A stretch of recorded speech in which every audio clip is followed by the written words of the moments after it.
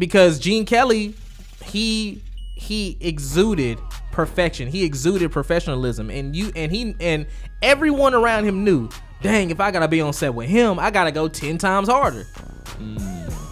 That's what I want to represent. Don't even come around me if you can't even match me. The Speak Your Success podcast.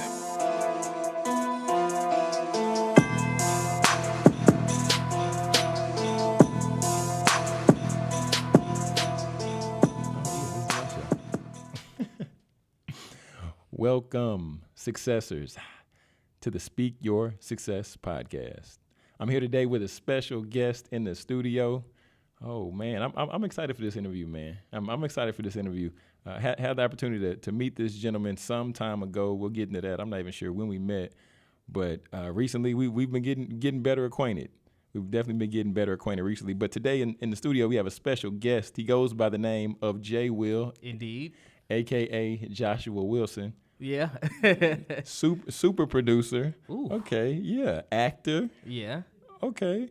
Yeah, award-winning podcaster. Yeah, I like that one. Yeah. Oh, I'm going to say it one more time. Award-winning podcaster. Yeah, I like that one. I like the ring to that. Yeah, it does sound good. I ain't mad at it either. It does sound good. Man, all well-deserved, and, man, the list goes on and on and on. It definitely goes on and on. But Jay Wil, man, what's going on? Man, it's been an interesting day, storming, as everyone probably knows. So just dealing with that. But other than that, it's been a great day, man. I'm glad to be here with you. We talked about doing this, so I'm glad we're getting it done. Yeah, man, I'm definitely glad we're getting it done too. I know you hit me up. You're like, hey, man, what's up? And I was like, Jay Wil, man, I'm trying to get it right, Jay Wil. I'm trying to get it right. I can't just bring you on here half-stepping. So I was like, I'm trying to get it right, man. So, man, Jay Wil, man, I want to go ahead and just hop into it. What makes Jay Wil tick? Whew. Are we talking about just what motivates me, what moves me? Yeah. We'll go what motivates you. That's an interesting question. There you going right off the bat with some good ones. I've never been asked that before. I would say what makes me tick is a search for happiness. Every day, especially now that I'm older, I used to not fully understand what that meant, what happiness really meant. I used to kind of run off of what I thought was necessary. But as of late, I would say what makes me tick is a search for happiness. And that means I typically only do things that bring me happiness, bring me joy, and things that I genuinely want to do and be a part of. So, a search for happiness. Man, I can appreciate that, because I know when we're kids, right, it's the smallest thing that will make us happy. Yeah. I mean, we can find a box, we can hop in a box and then slide down the stairs. I used to do that with my brother when we were younger. Mm-hmm. And now we get older, and then we get like bogged down sometimes by responsibility. Yeah. But now, hearing you say that, I definitely can appreciate it, because I think we do have a choice to choose happiness. Oh, 100%. But sometimes I think we choose. Sometimes we choose to be bitter, and then we want to complain about it. We either choose bitterness, or we choose the things that we think things that we think we're supposed to be doing, as opposed to things that we want to be doing. I think it was Charlamagne that said a long time ago, he was saying majority of the people trying to be rappers don't actually want to be rappers. They're just trying to look cool. They're trying to feel more important than they actually are, instead of taking that time. The time they're spending in the studio is time that could be spent finding what their actual purpose is.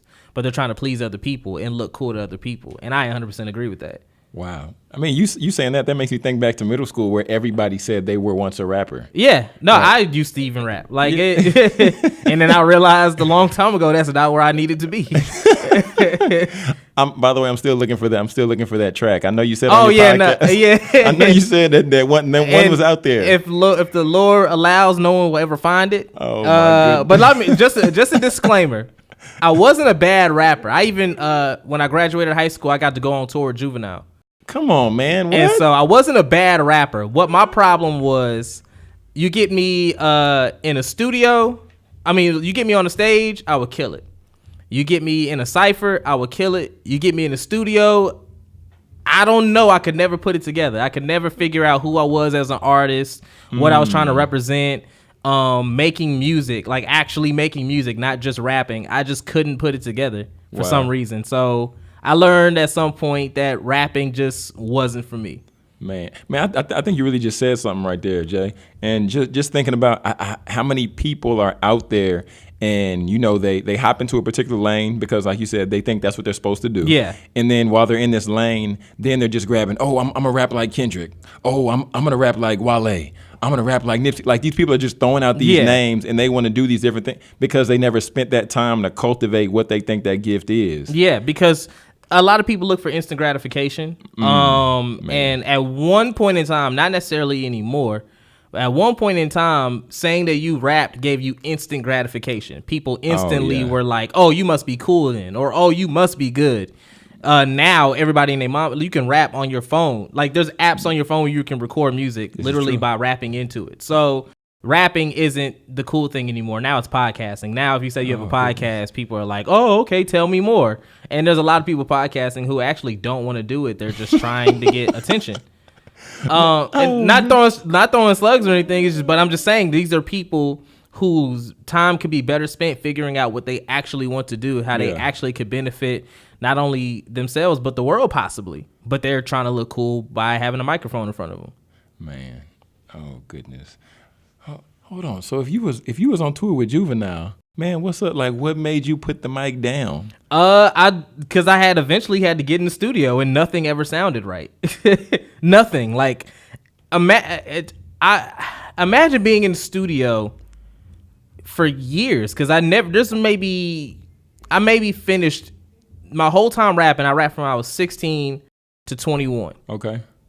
Imagine for 5 years you only have 3 songs you feel sound good enough to put out. You got to put the mic down. And it takes a big person to figure. A lot of people aren't self-aware. A lot of people don't pay attention to the things maybe it's the universe telling you or God telling you this isn't where you're supposed to be. Or sometimes God will put people in your life that are telling you this isn't where you're supposed to be. And a lot of people take that as, oh, they hating on me, or they just telling me that I can't do nothing. Nah, I learned very quick. I'm actually really good at knowing very quickly what I can and can't do. I learned very early on, band wasn't for me. I learned very on, choir wasn't for me. I learned very early on, sports wasn't for me. Yeah. You know what I'm saying? And it wasn't the coach hating on me because he said that I can't get on the field. It was like the universe telling me, nah, this ain't where you're supposed to be. This ain't the place. So when did you come to that level of self-awareness? Because you're talking about self-awareness, and I think that's great, because being self-aware is something that we all have to come into if we want to be our best self in the lane or in the area that we're meant to be our best at. When would you say you became so self-aware? I would say in high school. I attribute a lot of things positive in my life to my mother. But she was harsh on me, man. Okay. She was very hard on me when it was necessary. So I wanted to try out for the basketball team, and my mom sat me down and said, you're not going to get on the basketball team, right? And I sit there and I said to her, why would you say that? She said, you realize we've had a basketball goal in our backyard for 10 years, and I never see you out there shooting shots. I never see you out there practicing drills. I never see you dribbling a basketball. And you're sitting here telling me that you're going to get on the basketball team? That's not how this works. So a lot of people would take that a negative way. I took that as, wow, so the things that I don't really put effort into are probably things that I shouldn't even be trying to be a part of. And I think that would help a lot of people with figuring out their purpose is if you actually don't put effort and energy and time into perfecting something, it's probably not something you really care about. And so now I kind of go through life with that mind state. If there's something that I genuinely don't put time, effort, and energy into, then it's not something I should be a part of. What does Jay Wil care about? Man, I care about media. I've been a media personality for 8 years now. Started with my radio show Live from the Underground, and then now with Don't Take It Personal. I care about acting. I care about filmmaking. I care about writing. All these things, I would say I put a lot of time, energy, effort, sweat, blood, and tears, and money into. sometimes that I don't even have, Man. but Man. it's something that drives me day to day. If I'm not doing these things, I kind of feel useless. And so I guess that's another thing that kind of makes me tick is feeling like I'm useful. That kind of drives me. Is I think what everybody should do is try to find a way for you to be useful, because honestly, in this world, if you're not useful, then people tend to like push you to the side. If you're at a job and you're not useful, they're not going to have you come back tomorrow. Yeah, there's no point. If you're in a relationship and you're not bringing something to the relationship, you're just there, that person is going to find someone better for them. Eventually, Yeah, every aspect of life, you have to be useful. It's necessary. Man, and I mean, even with that, like I really like how you put that, because just understanding that if you're not in your purpose, I almost feel like you should feel useless to a certain extent, because then that should motivate an individual, or that should inspire an individual to say, well, how can I be useful? And then by doing that, then you're solving a problem, but ultimately you're contributing something to society. Yes. And then when you contribute something to society, it's for the greater good. Well, I would hope it's for the greater good. You would hope so, yeah. Yeah, you I mean, because people contribute stuff into society all day, every day, all around us, but that doesn't necessarily mean it's going to necessarily benefit others long term. Very true. So yeah, okay. Okay, so I mean you threw out the P word, so I'm gonna ask you, do you know, would you say you know or have identified what your purpose is at this point? Man, good. You were on it, man. You dropped it, man. Honestly, man, my purpose is, I would say, I'm trying to word it because I've never really get asked this, so I haven't thought about this. Oh, wow. Okay. So we're going deep today. I would say my purpose is service. In multiple different ways. I'll explain. But overall, the overall arching umbrella of what my purpose is service. I feel as though, like, okay, I'll give you an example. You met me years ago. At one point in time, I used to manage an artist. Yeah.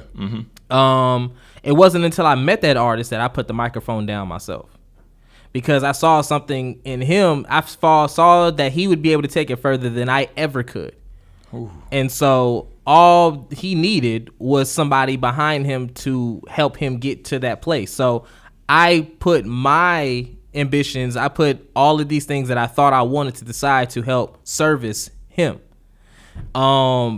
I think another aspect in service, I think there's a lot of information that people don't have about not only the industry, but how the world works.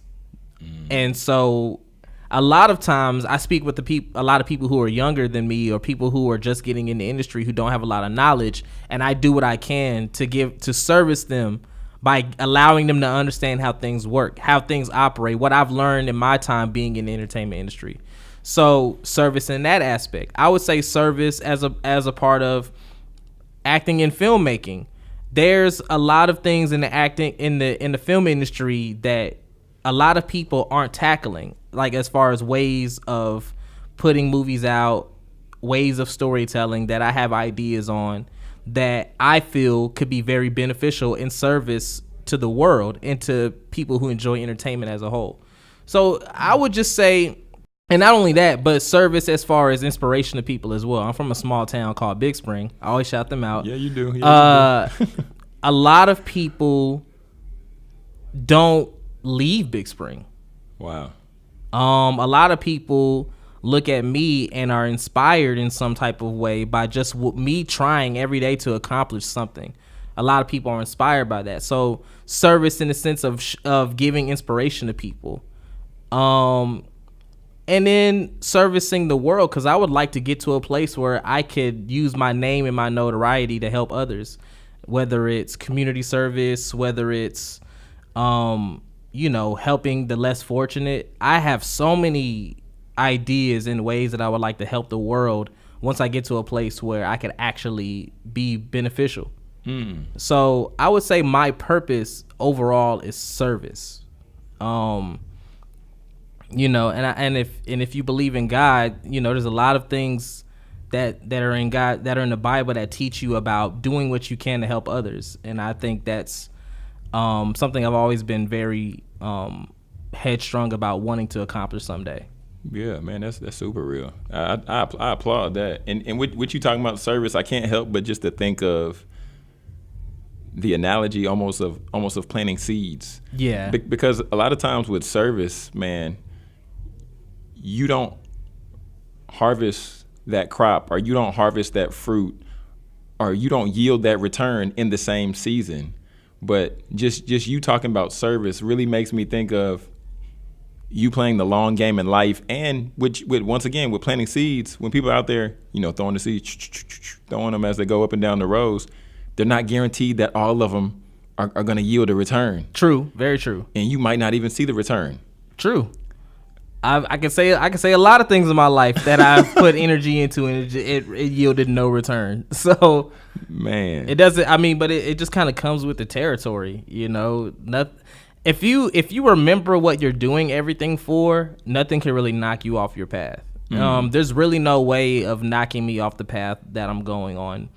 You could knock on wood, like I could lose a leg tomorrow. I'm still gonna get up, prop myself up, and keep doing what I'm doing. Wow. You know what I'm saying? Like it's the only thing that could stop me from trying to accomplish what I want to accomplish in life is death, and even then, who knows? Oh, we gonna come like Chris Rock from down there. Yeah, oh, I mean, goodness. Who knows? I might find some other way to make it happen in the universe, in the heaven or something. You're gonna be the sixth man around here. Yeah, that's what I'm saying. man. Okay, so I love that movie, by the way. A lot of people don't know about that movie. That's my joint. That movie, and then I can't remember the name of the song. Is called "Deeper Than Blood." Mm-hmm. That song there, every time I hear it, it messes me up. Yeah, you can't find it on iTunes. I had to go on YouTube and listen to that messed up version. Old 90s black movies had a bunch of dope songs that you can't find anywhere. So man, because I've looked, man. But okay, so now I want. You said he looked. So now I want you to talk about like just mindset, because you said a lot of people don't make it out of Big Spring, but you just sat here and just said that you're gonna make it. Mm-hmm. How did that come about? Like, how did you get to that point? You know what I think it is? My parents got divorced when I was 2. And my father moved to the DFW area when I was 9. And every year from that moment, before I moved here, I would come here every summer to visit him. And so every year, I had the opportunity to get out of my environment and see something more. So it led me to know, it helped me realize that life is much bigger than where we are. And a lot of people don't get that opportunity, whether it's Big Spring or any other small town in the world. A lot of people never leave that town. A lot of people never go on a vacation. I was also blessed enough to have a family that we could go to family vacations every summer. Mm-hmm. So I was able to get out and see California or Atlanta or all over Texas or even Oklahoma, or New Mexico. I've been able to get out and see that the world is bigger than my environment. And I think that's necessary for you if you want to grow. You have to realize that the world is bigger than where you're from.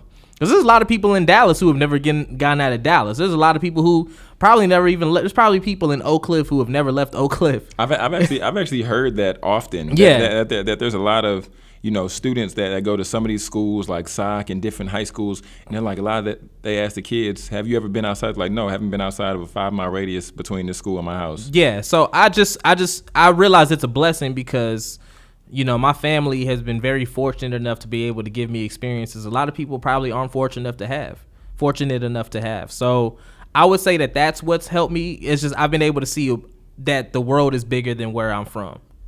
Okay. Yeah, that's good. So now, with you doing the podcasting. Yeah. Well, excuse me, you with doing the award-winning podcasting. Hey, you said it, not me, man. Hey, I did say it. Shout out to Cosign Magazine, Yeah, for sure. Podcast of the year, So, with you having that in one area, then also with you producing films in another area, and then also even with you acting yourself, like, how do you have time? Like, how was there time for you to do all of these things? And have you heard, how people say, like, if a woman says, "Oh, I'm focused on my career right now, so I'm not looking for a relationship." Ooh, you just dropped that like that. Yeah.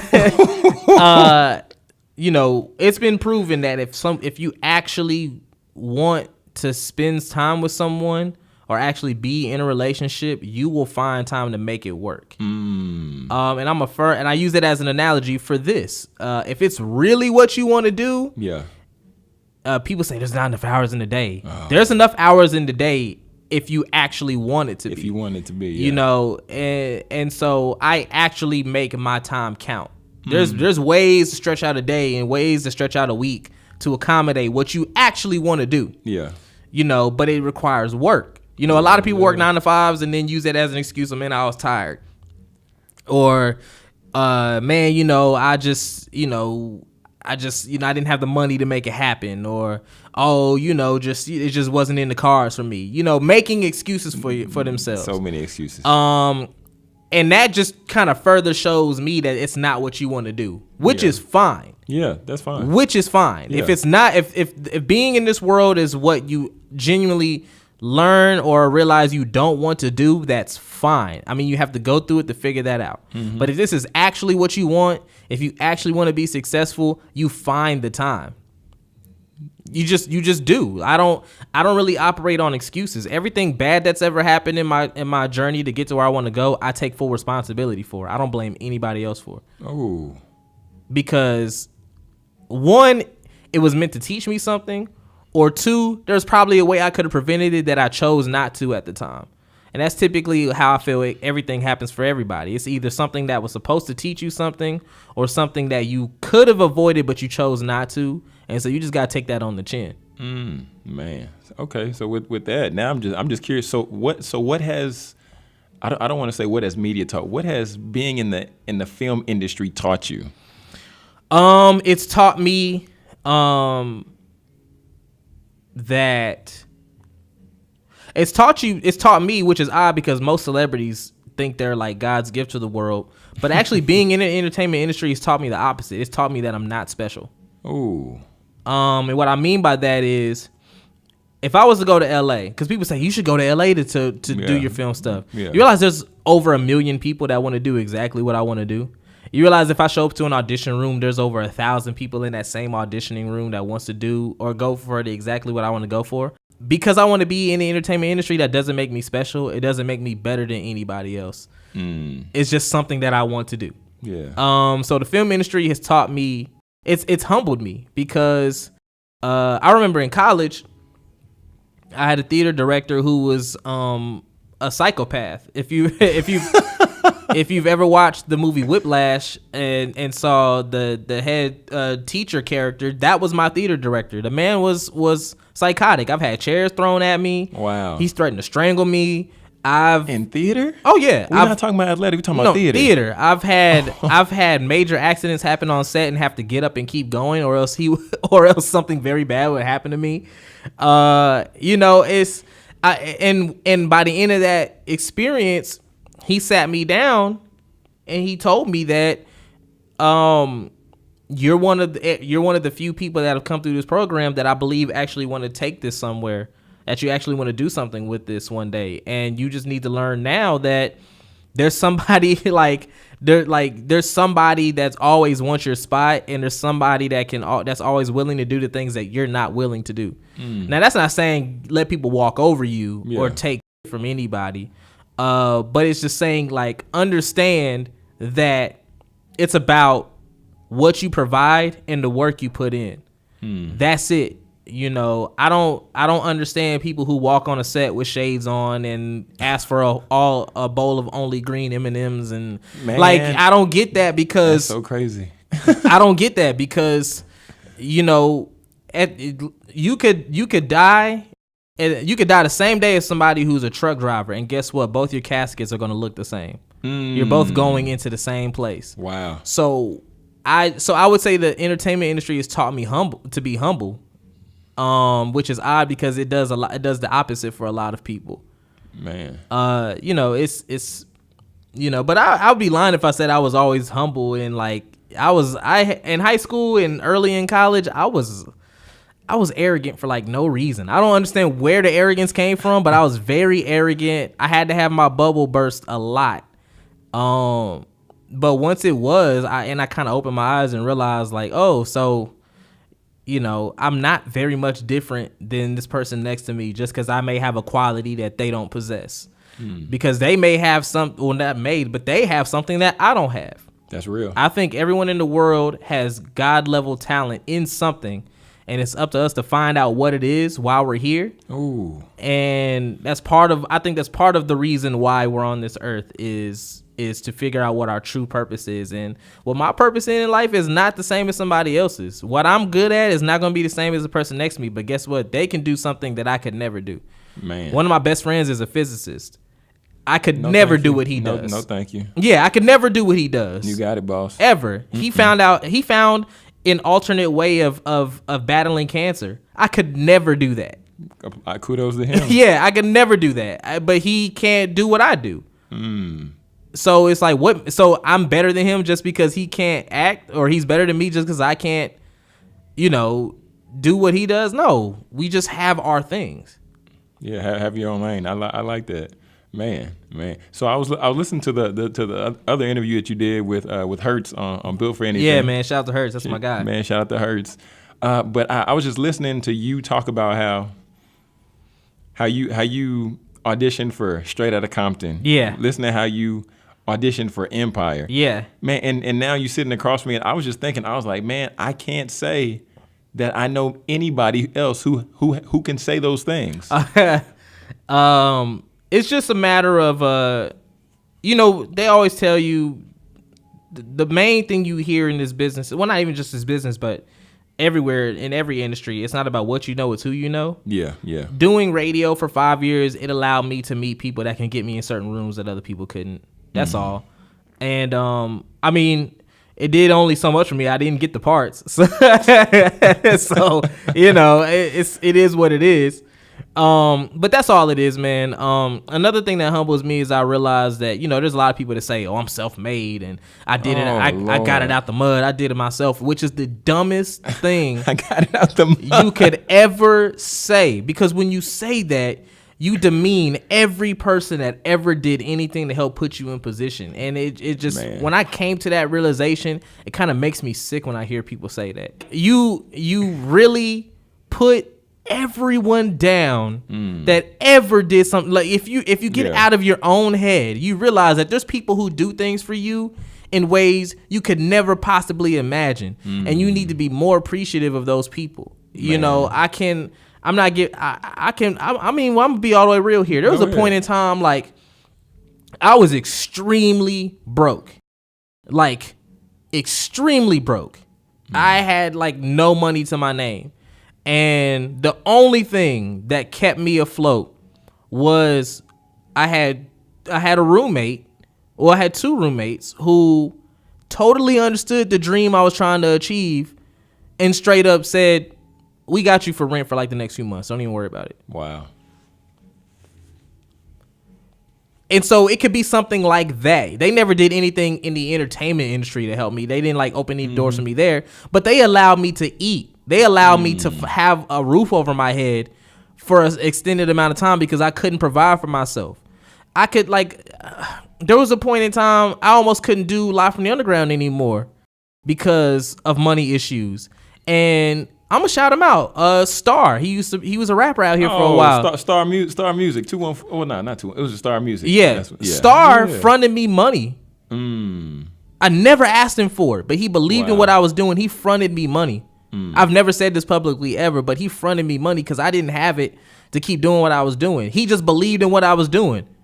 That is something like that would be a slap in the face to Star, my roommates, my mom, anybody who actually helped me get to where I was. If I couldn't be where I am, if it wasn't for them, it's a slap in the face to say I'm self-made, because I'm not. And then on top of that, if we want to be all the way real, God is the reason why we're doing anything. What do you mean you did it by yourself? I can name you multiple times. I know for a fact God blessed me to get to work to do anything. So what are we saying here? You know, like it's just something that just kind of irks me, man.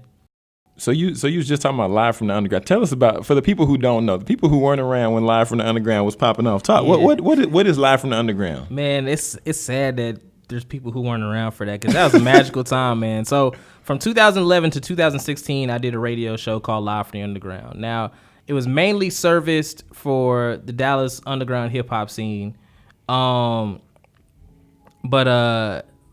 you know, we also every now and then we had major artists. So a lot of artists we caught before they blew up. So like we've had Kendrick Lamar on the show. We've had Chance the Rapper, Logic, Tory Lanez, Travis Scott, Casey Veggies, a few members of I Future.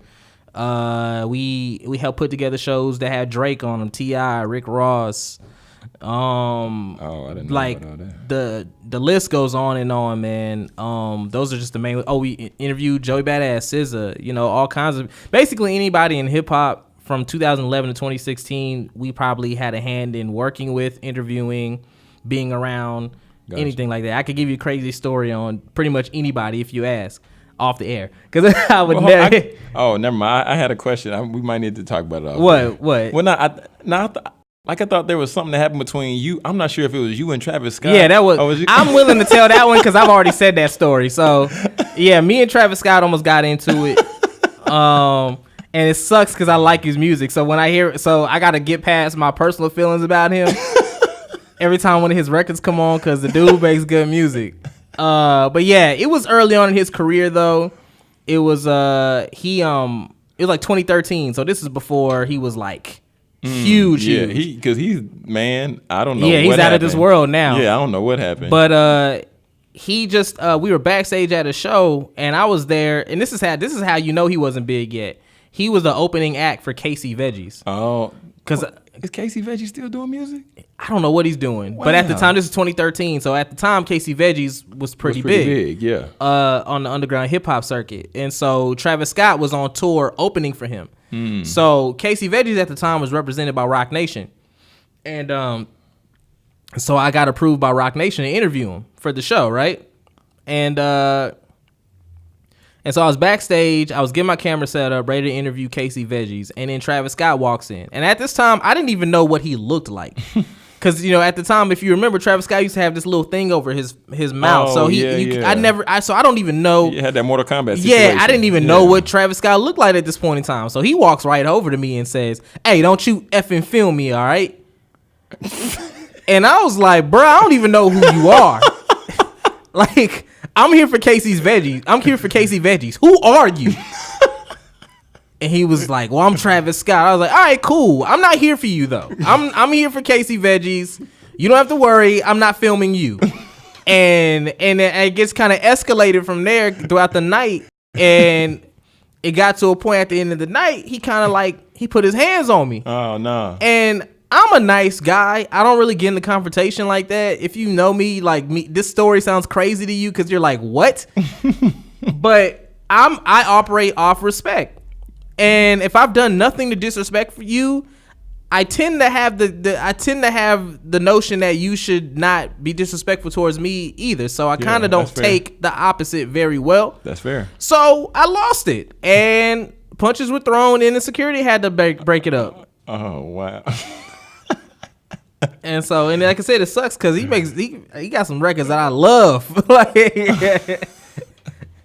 you know. But that's just one. Like I don't say them publicly, but there's 3 other rappers I almost got into it with. Oh, we can talk about that off air. Yeah, we'll talk about it off air. Talk about that off. 3 other, but the rest, all the other ones I mentioned, nothing but positivity, nothing but great things. Like, so don't think that this is just the thing that happens to Jay Wil, because it doesn't. Like, my ratio is like 200 to 4, like, you know. Wow, so that's ridiculous. So it's like, yeah, so I don't cause problems. It doesn't find me. It's just these are random happenstances. So you got the 200 people on one side that's cool, and you got the 4 people that want the whole bowl of green M&Ms. Yeah.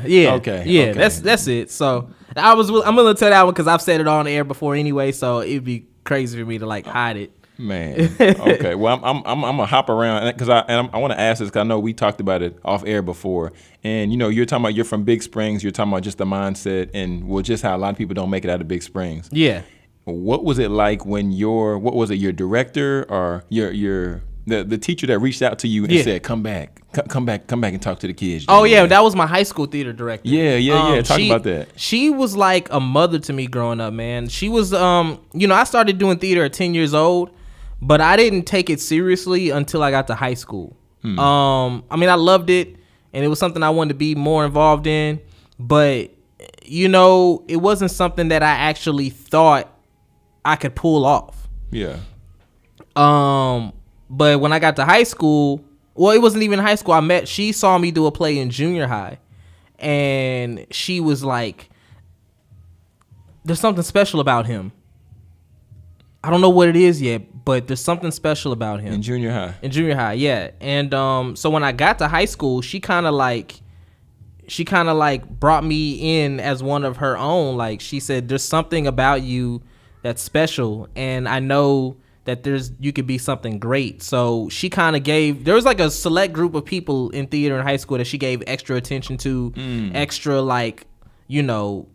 support and love to, because she saw something in us, and I was one of those people, and she helped me realize my full potential, and helped me get to a place where I felt like this is actually something that I could do one day.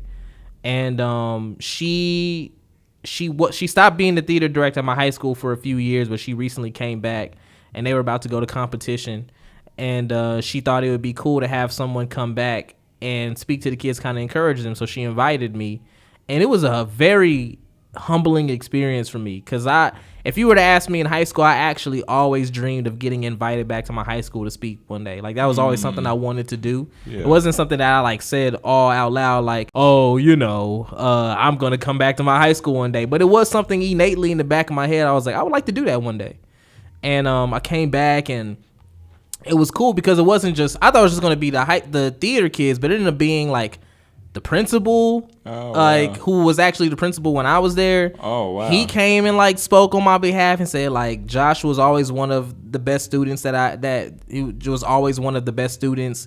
He always had such positive energy. He was always he just says these really great and positive things about me, and then there was other people who showed up, and it helped me realize that I made more of an impact during my time in high school than I initially thought I did.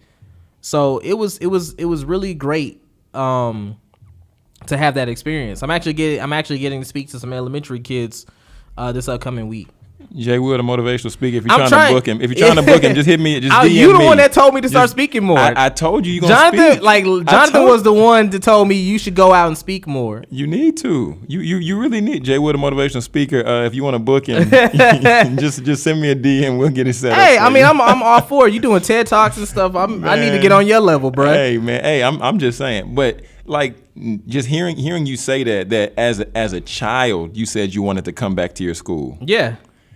And then now we're sitting in the studio, and you said you were talking about service. Your purpose is service. Isn't that crazy? Yeah, no, that is true. That is crazy. I don't know, man. I just throughout my life, I've always been better at assisting than being self-centered. Every time it's weird now that I'm focusing on myself. The only reason I focus on myself now is because I've tried so hard to help others. And you should never be in a position where you care more about someone succeeding than they care about themselves succeeding. Oh, yeah. Most definitely. Once it gets to that place, there's only so many times you can do that before it's like, I'm wasting my time here. If I put half the energy I'm putting into all of these people into myself, I'll be all right. Yeah. But even with you saying that, though, I'm sitting there thinking, because you said now you said it almost feels awkward or funny for you to focus on you, but it's still crazy, because you focusing on you is still serving other people through the projects you're doing, through what you're getting ready to produce, and through everything else that you're cooking up in this pot of gumbo that you got over here. So I think that's still just beyond amazing and just awesome. Just to see. And now, since I already know, I'm curious, what do goals look like for Jay Wil? Like what does Jay Wil want to, because you did you executive produced and acted in, you did the mini series, right? Yeah, Matters of the Heart. Check, we can check that box. Okay, cool. You got the co-sign awards. I don't know if that was a box, but it was, definitely was, especially after we lost the first year. But man, yeah. Check. And I mean, the competition was stiff in that category. Shout out to Millennial Love, bro. Like, that competition was stiff in that category, bro. It was. We'll put a check in that box. So what else is there for you to do? Like, what does that Man, look like? I'm gonna be honest with you, and I don't want to sound like egotistical when I say this, but those are like a drop in a bucket compared to the goals I have for myself. Like that's nothing compared to what I have in mind for myself. I plan on being, I say this all the time, and I speak it into existence. I plan on being an EGOT recipient one day. Go ahead, break it down. So EGOT recipient is someone who has an Emmy, a Grammy, an Oscar, and a Tony. Only, I think, less than 30 people in history have that. Lord. Only 2 black people have it, and that's John Legend and Oprah. And Common is 1 award away from getting it. He has an Emmy, a Grammy, and an Oscar. He needs a Tony, and then he has it. You know what I'm saying? And so that's and a lot of people say, like, and I 100% agree, like, awards don't define success. They don't define how great you are. Nothing like that. And I don't look at it like that. I don't look at it as I won't be great unless I get these things. Yeah. It's just a benchmark for me. It's something that I would like to obtain. Yeah. It's something that I've set for myself because I believe in myself enough to know, like, I want to be the best. And so the best to me says someone who can get these things. That's fair. And that's just something that helps push me. If I don't, if I end up not getting them one day, I'm not going to be on my deathbed like I failed myself. But I would like to get it. There's nothing wrong with wanting to achieve certain things. So there's that. I plan on every movie that I put out myself hitting at least $50 million at the box office. So a goal of mine is, no matter what movie I put out myself, like, I'll star in movies if they don't do so well, whatever. You know, indie films typically don't do that well. But if I'm putting a movie out, if I write it or produce it or direct it, I want to get at least $50 million per movie at the box office. I want to be able to be that consistent. I want to be able to help. I want to be able to help bring. I mean, if somebody else does it, I don't care. But I would like to help end world hunger in a sense. That's always something that's been something that's been a big deal to me. I have a lot of ways that I think it could happen, but world hunger has always been an issue of mine. I've been behind getting fixed, and also I want to be able to help any and all people to be able to get an education. I didn't finish college, and I encourage anybody who can go to college to go. You know, I don't think if it's gonna bankrupt you or something, like, if you can find a way around that, I would do that. Yeah. But a lot of people don't have the opportunity to, you know, finances alone, or they don't want to throw themselves into the student loan ring, which is understandable. Yeah. You know, but and if you don't want to go, you don't want to go. I'm not saying everyone has to go to school, but if you can go to school, I would like people to get the opportunity to do so. There would be no life from the underground if I didn't go to college. Period. There wouldn't be. I wouldn't have garnered the knowledge I needed to succeed in this business if I didn't go to college. Even though I didn't finish, I got enough to move forward with it. Yeah. And so I think if you're able to get an education, I advise people to go. And if you're not able to get an education because of finances, I would like to help fix that. Man. Jay Wil, I'm gonna have to keep you in my pocket or something, man, 'cause you inspire me. You inspire me. It's just, you know, just things in my life growing up that have affected me. You know, every time I see someone on the street that needs $1, and I don't really carry cash, and I can't give them at least $1, a part of me kind of dies inside. I cry a bit inside because of that. You know, I don't know what it is. That's always affected me. Ever since I was a kid, that's always affected me. And I've been fortunate enough to never, like, I don't know what the hood looks like. I've never had to live in the hood. I've always been, you know, suburb kid. You know, my family didn't have everything, but they had enough for us to get by and succeed. And, you know, I empathize with people who haven't been able to get the opportunities I've been given. It's always affected me. Always. Like this, it's like being the kid in the classroom that is able to eat every day, and there's kids who are figuring it out. Like, that breaks my heart. You know what I'm saying? And those are causes that drive me. So past just being a great entertainer, I want to be able to actually help people. I want to be able to actually benefit society, because these are things that actually, affect me.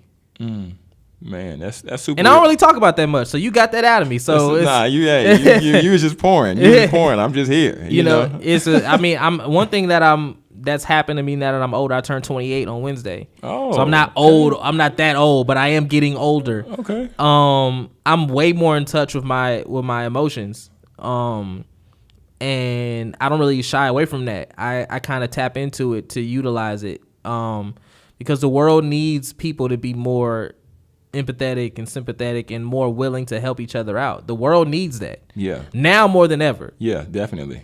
Because people will walk over you and say, "Oh, well, that's not my problem." No. Like I'm fully aware of the blessings God has placed in my life, and I'm fully aware that not everybody is able to have those. Man, you said a lot there, and that's all true. I'm with you. Yeah, I'm with you. But like I said, I'm gonna keep you close, Jay Wil, because if I need a motivational message, I'm gonna say, Jay Wil, send me something real quick. I mean, because we had a nice little talk about love and relationships too last time we talked. Oh man, no, don't open that can of worms, Jay, unless you want to go. I mean, I'm willing to go there if you are. I don't care. I don't really get bothered by that. Oh man, no. I mean, I think that's something that does need to be said though. Just like love and relationships, man. That's a hot buzz topic anyway. Yeah, for sure. Just because everybody wants love. Everybody wants it. Everybody wants to be appreciated. Everybody wants to know that somebody's thinking about them at some point in time. Oh yeah, it's as much as people say I don't need a man or I don't need a woman. That's BS. In my opinion, it's BS. Now you don't need to depend. Like you don't take advantage of that person and like depend and have everything dependent on that person. But if what do you think happens to people in solitary confinement?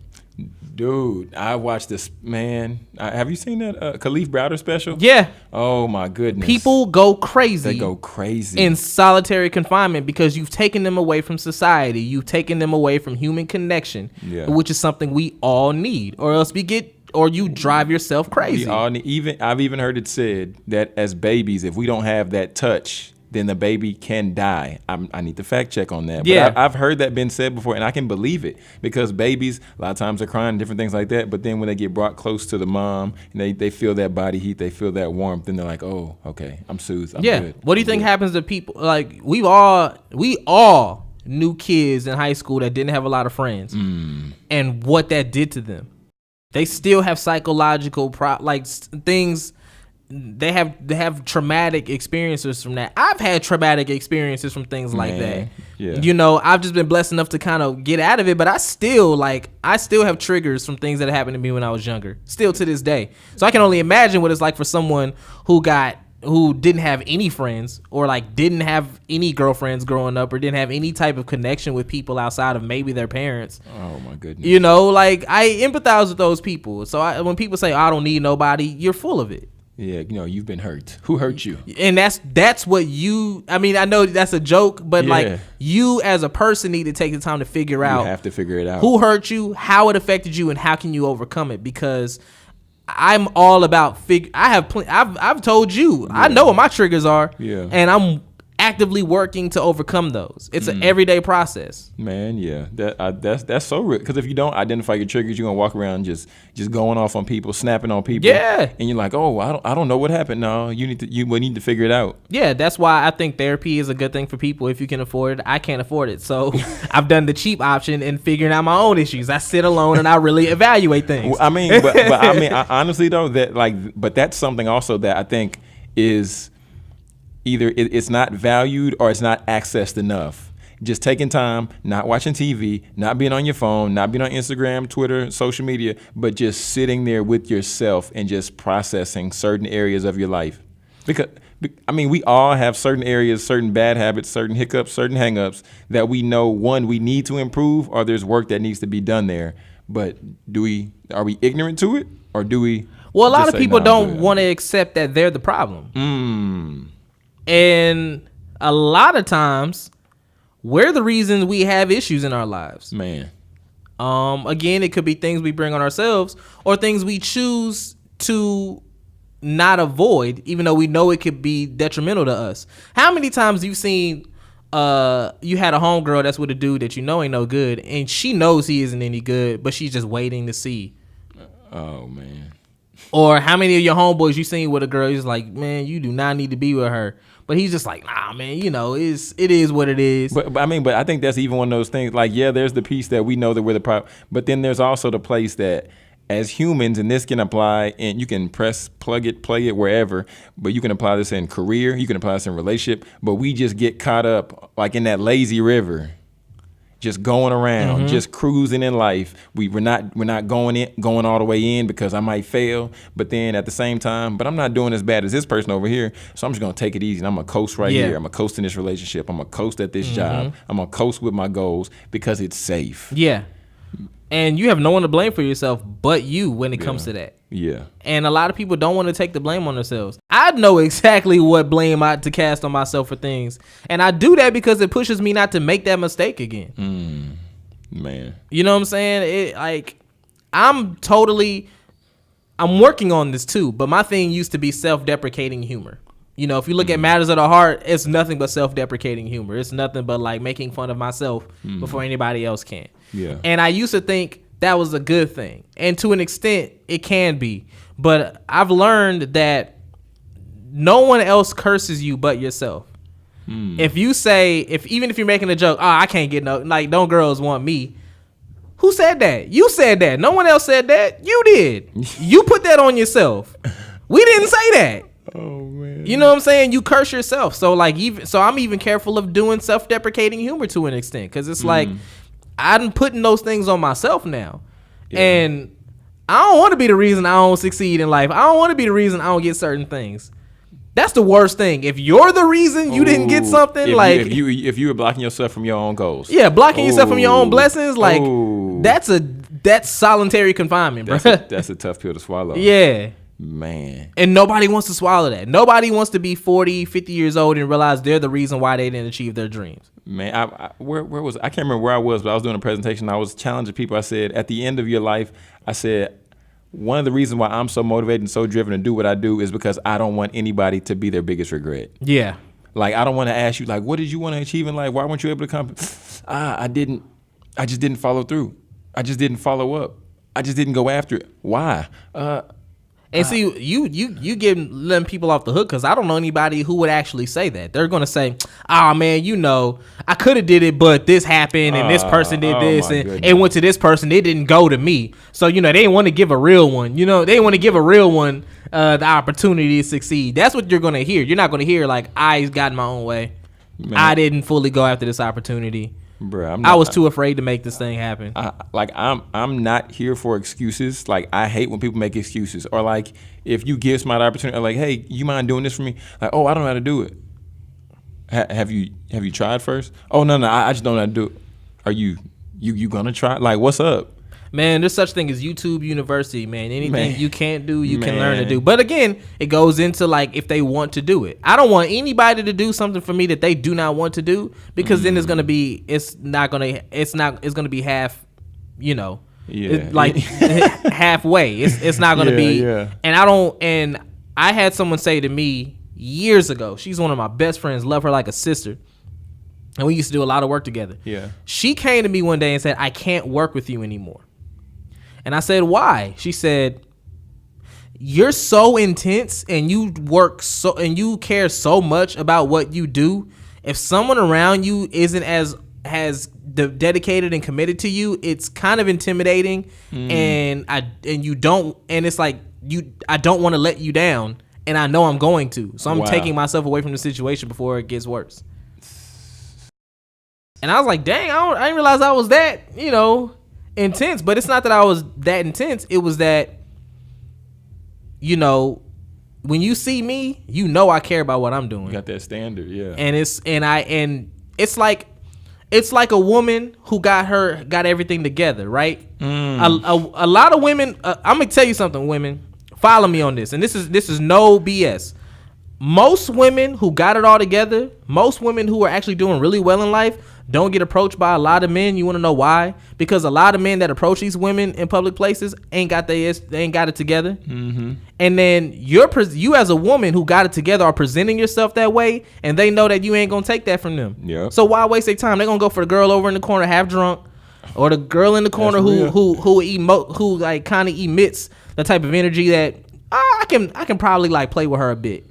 If a girl walking around with that energy of like, you can't play with me, you're not going to get approached like that. Mm-mm. And that's kind of how I look at it with me. It's like, you know where I'm at when you see me. When you see me out, when you see me working on something, or you see me in the midst of making something happen, you know what I'm about. So you can't come over me unprepared or not serious. Man. I will chew you up and spit you out. Oh. Like one of my biggest influences is my favorite movie of all time is Singing in the Rain. Okay. If you haven't watched it, if you're not a musical person, you don't have to watch it. It's fine. Just look it up. Just look it up and look up Gene Kelly. Gene Kelly is one of my main inspirations. You know what they used to say about Gene Kelly back in the day? Mm-mm. When they would find out, oh, okay, so who's doing the movie? So, it's so-and-so. Okay, so-and-so. Okay, Gene Kelly. So I'm actually going to have to work. That's what the people, That's what they would say about Gene Kelly. Dang, I actually going to have to work. Oh man! Because Gene Kelly, he exuded perfection. He exuded professionalism, and everyone around him knew. Dang, if I gotta be on set with him, I gotta go 10 times harder. That's what I want to represent. Don't even come around me if you can't even match me. Man, okay, Jay Wil. That's just how I am, you know. Man, okay, man. We're gonna transition, man. I might have to get you back on the show, Jay Wil. Anytime you want me, man. Might have to do it again. But we're gonna transition now because I really can appreciate your passion. I can appreciate your confidence and just everything that you exude. So now we're gonna transition to what I like to call 5 words. Okay. And now I want to give you the opportunity to describe yourself in 5 words. Whew. Okay. 5 words. I would say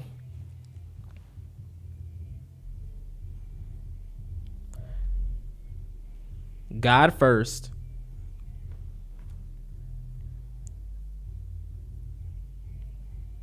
Those are the first 2. God first.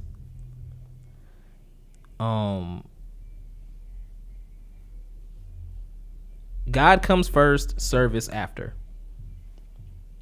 Oh, I like how you did that. Yeah. Okay. God comes first, service after. Everything I do in my life, I do my best. I'm not perfect. I do my best to put God first. I don't always do it. But I strive to try and do that. And then everything else is a service. Because those 2 things get me out of bed every morning. And if I don't have those 2 things, it's kind of like I'm already dead inside. If I'm not walking with God, and if I'm not walking with purpose or service towards others, or service towards what I'm trying to accomplish with life, it's a sad day when you see me laying in bed with nothing to do that day. It's a sad day. It's a really sad day. I don't like those days. Man, Jay Wil, I need to get my life jacket. You went deep there, brother. you went deep. Let me get my life jacket. Nah, I mean, and it's weird. Like I want to find. I know the things that I like to do for fun, but it's very minimal. Like I'm not a extravagant person. Like the happiest place in the world for me to be is a movie theater. I've actually had days where I've bought like 3 or 4 movie tickets and spent all day in a movie theater, where I go from one theater to the next, to the next, to the next. Just spent all day in a movie theater. Like that's my happy place. Why didn't you just buy 1 ticket and then just? No, it's to multiple movies in the theater. I know. I was talking about why you didn't just buy 1 and just hop in a different theater. Because that's like support the arts. Yeah, I'm about to say support the arts. I'm trying to be in this industry. I would hate for somebody to do that to my film. Say, hold on, wait, Jay Wil got 4 movies going on. Let me just see. Oh, you bought a ticket to Avengers 15, and then afterwards you just sneak into mine. Nah, man, they don't need that money. I do. So. So I'm very it's very easy, I'm very simple, man.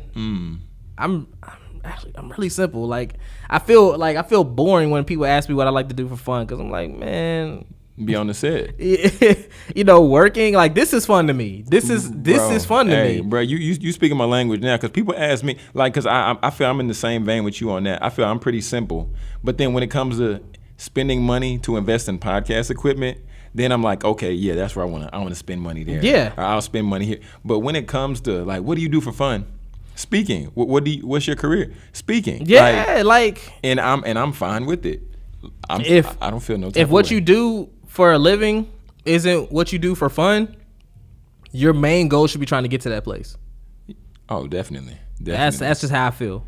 Yeah, man. I mean, hey, everybody can't be blessed enough to do that. So. Yeah, no, and it's just and you know, success means different things to different people, man. I got a lot of friends back home whose success to them is they have a good job that pays them and they can provide for themselves and their family. They got a nice house that they live in, a nice car that they drive in. Yeah. They come home to their wife or girlfriend and kids and then go and do it the same thing the next day. Those people are actually 10 times happier than we are. Yeah. Oh, definitely. So I don't fault people for that. Success is totally different in different ways. Yeah, but I don't even know if I'd say they're happier though. Well, they could be. I mean, if it's what they want to do, I would say because we're chasing something. Yeah, you're right. There, you're right. We're you're chasing right something. Yeah, we're not there yet. They're there. They've won. They got the championship. It's in their hands. They get to come home and look at it every day. You know what I'm saying? Now we're going to transition to winner's circle. Now we're going to go to the winner's circle of the week. And like I was telling you before, man, the winner's circle of the week is just somebody who you've seen in the city, somebody where you just want to tip your hat to them and say, just keep going. I see you, keep grinding, even though they might not be celebrated just yet. But this is somebody you've noticed that is out here working. Who is your winner's circle of the week, Mr. Jay Wil? Becky the Poet. Okay. Yeah, no, like I don't say it enough, man. I actually admire Becky. Yeah. I do. I admire Becky. She's one of the reasons why I work harder at making my podcast better, because she goes all out to get the word out for what she wants to do, man, and to express herself. Yes. And not even for her to be seen, but for others to be seen. Yeah. You know, I actually admire Becky a lot, and I know she has an event coming up, Snap Volume 3. Yeah. Mm-hmm. You know, and I don't really talk to Becky as much, but Becky every now and then would check on me. You know what I'm saying? And she goes out of her way to make sure other people are good. So I would say Becky's in the winner's circle for me. Yeah, man. I definitely couldn't agree with you more, because I told her the other day, I was like, Becky, you out here really getting it. And I want her to make sure. I want to make sure she hears this too, because I definitely do. Like, I don't tell her that enough, but I do admire her. Yeah, and she's one of those people who, like, she touches. Like, I see her on social media, and she's super supportive. Yeah, and she's like she's like a cheerleader of all cheerleaders, and then she's still in the game doing her thing. Yeah, for sure. Like, she's like Icebox on Little Giants. You seen Little Giants? One of my favorite movies as a kid. Okay, I'm glad I dropped. I don't know how I got that, but I dropped it. One of my favorite movies. Because she out here cheering, but then she get in the game and she about that action, boss. So yeah, man, that's definitely Becky though. That's because she helped me get my portable podcast situation set up. Okay. So yeah, see, there you go. I have to. Every time I get the chance, I'd be like, Becky, I know she doesn't feel like she's doing enough, but she is making an impact. So shout out to Becky. Yeah, well, and I think the reason why she might not, and this isn't me speaking anything about her or nothing like that, but I think it's just like we were talking about before, because she's creating a platform from scratch where there was no platform. True. And she's building something for poets, for artists, mixed with self-care, creating a safe space for individuals where there isn't one. True. Very true.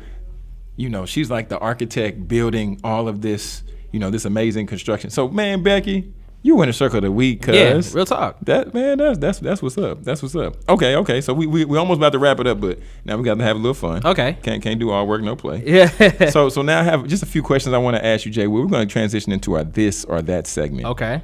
And it goes like this. I'm going to give you two options, and then you say one or you say the other. Okay. So here we go. We're going to go ahead and get to it. Jay Wil, are you ready? I'm ready. Okay. Beaches or mountains? Beaches. Life of the party, please no party. Life of the party. Pancakes or waffles? Waffles. Books or movies? Movies. Saver or spender? Saver. Home cooking, ain't cooking? Home cooking. Night owl, early bird? Early bird. Work hard, play hard? Work hard. And that right there is just how this or that go. It was quick. Yeah, that was good. I was nervous. I was like, I don't want to say the right thing. That's so funny. Okay, and now, man, and now, Jay Wil, before we let you get out of here, I want you first to just say where people can find you and where they can connect with you. If y'all haven't seen Matters of the Heart, go on YouTube and check out that series. I was at the premiere and I loved it. Seeing your name on the marquee. That was dope, right? That was super dope. I was like, man, I need to get that picture printed out, put in my apartment. Oh yeah, you playing? Yeah, you got it. But you can find me all social media, Jay Wil ETC. It's JAYWIL ETC. He mentioned Matters of the Heart, but there's a lot more things coming that are better in my mind. But the podcast is Don't Take It Personal. You can listen to that every week. You can find it if you go on my social media, you'll be able to find it. Also, I'm the film and TV editor for Cosign, so a lot of my articles that I write, you can find them on social media as well. So yeah. Dope. Well, you said that, and before I give you the opportunity to say your final thought, I just want to just shout out Cosign Magazine, because I know we was on the scene around the same time. Man, shout out VA to Gray. For sure. Shout out man. Quentin with legendary stories during that time frame. Oh my man. goodness. Legendary stories. Man, Quentin, James, Cameron, all those guys who were with Now, because that was when I first came on the scene. That was when I met you. Yeah, that's when we Jay. met. Yeah. So man, shout out to everybody who was around during that time. When Profit Bar was, when it was, we need a documentary about that time frame, like 2012 to like 2015 or something, 2011 to like 2015. Man, we need like a documentary of that, because those are good times. KG, you heard it. We need a documentary. We need another one. All right. now, Jay Wil. Now I'm gonna go ahead and give it to you, man. Let you go ahead and say your final thought, and we're gonna go ahead and get out of here. Final thought. I would just say life is short. Find something that makes you happy, whatever that may be, and don't let anybody keep you from that. Man, life is short. Find what makes you happy. There it is, from the award-winning podcast of the year, from the executive producer extraordinaire, indeed, from the actor, yes, and from, you gonna hear it first, from the EGOT recipient. Thank you, brother. Thank you. In the building. It's on my vision board and everything. I'm getting that mug. There it is. Well, this is Jonathan Jones, and we're gonna go ahead and just log out. I would encourage you to take time and write a review if you enjoyed the information, if you enjoyed the content. First, subscribe, but then go on Apple, write a review, give us 5 stars if you enjoy it, and you can connect with me on jonathanjonespeaks.com/podcast. That's where this is. And until next time, we're reminding you to speak your success, believe in your greatness, and continue to create the life and business of your dreams. Why would you want to live any other way? That's a wrap.